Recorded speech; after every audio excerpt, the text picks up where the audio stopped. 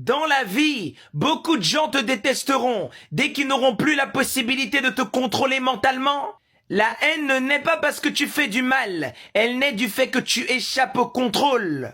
Celui qui pense par lui-même devient imprévisible. Celui qui ne se soumet plus automatiquement menace l'ordre établi.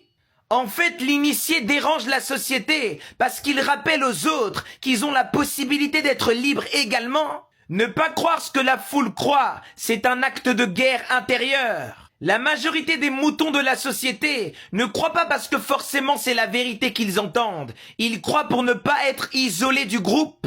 C'est un confort identitaire. Penser comme la masse, ça te permet d'éviter l'isolement, ça te permet d'éviter la responsabilité. L'initié, lui, préfère la solitude plutôt que le mensonge. Il remet en question ce que la majorité accepte sans vérifier.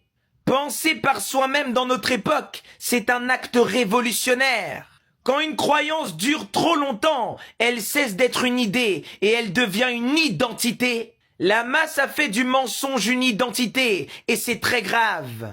Dès que tu remets en question des croyances établies et prises pour vraies depuis des siècles, tu menaces l'identité de la masse. Les hommes préfèrent croire ce qui les rassure plutôt que ce qui est véritablement vrai.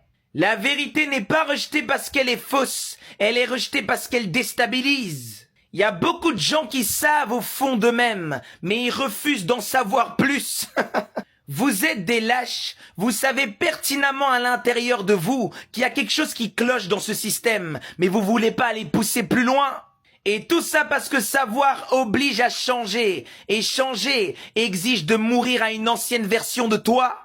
Le savoir libère, mais il impose la responsabilité de soi. La connaissance n'est pas dangereuse en soi, ce qui est dangereux, c'est ce qu'elle exige par après. Elle retire les excuses, elle retire le confort de la victimisation, elle t'impose de poser des actions justes. La liberté est un fardeau parce qu'elle rend l'homme responsable de ce qu'il est et c'est bien pour ça que beaucoup la fuient.